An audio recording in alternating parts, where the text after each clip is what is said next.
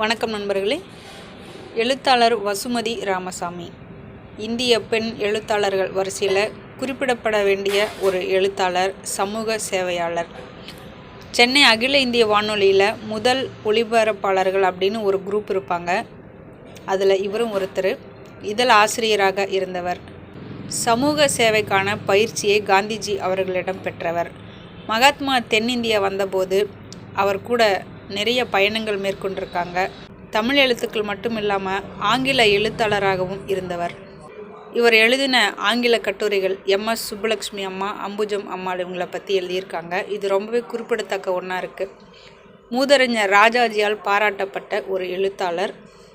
படிப்புக்கு வயது ஒரு தடையில்லை அப்படிங்கிற கருத்தை உடையவர். 70 வயதில் கூட திறந்தவெளி பல்கலைக்கழகத்தில் பட்ட வகுப்பில் சேர்ந்து பயின்றவர். 12 வயசில் இவருக்கு திருமணமானது. இவருடைய கணவர் ராமசாமி முன்னணி வழக்கறிஞர், சுதந்திர போராட்ட வீரர். மனைவியின் எழுத்து ஆர்வத்துக்கு உறுதுணையாக இருந்தவர். 62 ஆண்டுகள் மகிழ்ச்சியான ஒரு இல்லறம் இவருடையது. அசோக் லேலண்ட் நிர்வாக இயக்குனர் சேசாயி இவருடைய மகன். இசை வல்லுநரான விஜயலட்சுமி ராஜசுந்தரம், சமூக சேவகி சுகந்தா சுதர்சனம் இவங்களோட மகள்கள். எழுத்தாளர் லக்ஷ்மி குகப்பிரியா, டாக்டர் முத்துலக்ஷ்மி ரெட்டி, லக்ஷ்மி கிருஷ்ணமூர்த்தி, சரோஜினி வரதப்பன் இவங்க எல்லாமே இவங்களோட நெருங்கிய தோழிகள். வைமு கோதை நாயகியம்மா அவர்கள் ஆசிரியையாக இருந்து நடத்திய ஜெகன்மோகினி இதழில் வசுமதி ராமசாமி அவர்களுடைய படைப்புகள் நிறையவே வெளிவந்திருக்கு.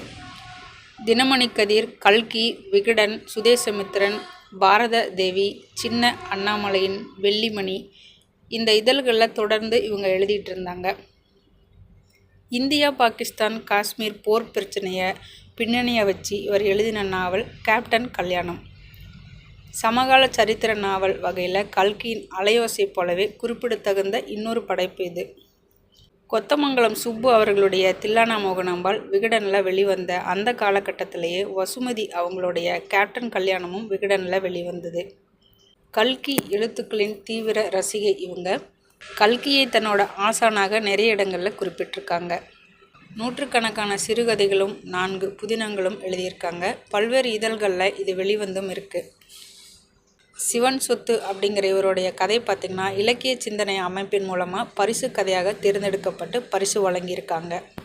ஈசன் அருள் பெற்ற இளங்கன்றுகள் அப்படிங்கிற ஆன்மீக நூலோட ஆசிரியராகவும், பாரத தேவி, ராஜலக்ஷ்மி போன்ற பெண் முன்னேற்றத்துக்கான இதழ்களில் ஆசிரியராகவும் இருந்தவர். அன்னி பெசன்ட் அம்மையார் அவர்கள் நிறுவிய இந்திய மாதர் சங்கம், இதை வசுமதி ராமசாமி அவர்கள் ரொம்பவே ஈடுபாட்டோட கவனிச்சுக்கிட்டாங்க. இந்திய மாதர் சங்கத்தில் தற்போது அரிய வகை நூல்களை கொண்ட ஒரு நூலகம் வசுமதி ராமசாமி அவர்களோட பேரில் நடத்தப்பட்டு வருது. சென்னை ஆழ்வார்பேட்டையில் இருக்க ஸ்ரீனிவாச காந்தி நிலையம், இதை பார்த்திங்கன்னா அம்புஜம்மாள், சரோஜினி வரதப்பன், வசுமதி ராமசாமி இவங்க சேர்ந்து தொடங்கி வச்சாங்க. 20 ஆண்டு காலம் அதனுடைய செயலாளராக இருந்தவர் வசுமதி அம்மா அவர்கள். காந்தியினுடைய அஸ்தி அங்கே வைக்கப்பட்டிருக்கு. அது மேலே துளசி மாடம் நிர்மாணிக்கப்பட்டிருக்கு. 500 பவுன் தங்கம் திரட்டி லால் பகதூர் சாஸ்திரி அவர்களிடம் போர் நிதியாக அந்த காலத்திலே கொடுத்தவங்க. ராஜாஜி அவர்களுடைய அறிவுரைப்படி நிறைய விஷயங்கள் செஞ்சுருக்காங்க. காஞ்சி முனிவர் பரமாச்சாரியார் அவர்களோட கட்டளைப்படி ஸ்ரீ கற்பகாம்பாள் திருவருள் சங்கம் அப்படிங்கிற ஒரு அமைப்பை நிறுவி 1000க்கும் மேற்பட்ட ஏழை பெண்களுக்கு திருமணத்துக்கான மாங்கல்ய தானம் கொடுத்துட்டு வந்தாங்க. இப்போவுமே அவங்களோட குடும்பத்தாரால் அந்த நிறுவனம் நடத்தப்பட்டு வருது. பெண்கள் நிறைய விஷயங்களில் சாதிக்கணும் அப்படின்னு நமக்கு ஒரு முன் உதாரணமாக இருந்தவங்க வசுமதி ராமசாமி. ஜனவரி 4, 2004 ஆண்டு இந்த மண்ணுலகை விட்டு மறைந்தவர். வயது முதிர்ந்த போதும் கூட மக்களுக்கான சேவையை அவர் நிறுத்தவே இல்லை. அந்த அளவுக்கு ஒரு ஈடுபாட்டோட எல்லா வேலைகளையும் செஞ்சவங்க வசுமதி ராமசாமி. இந்த தினத்திலே அவரை நினைவு கூறுவோம் நண்பர்களே. நன்றி.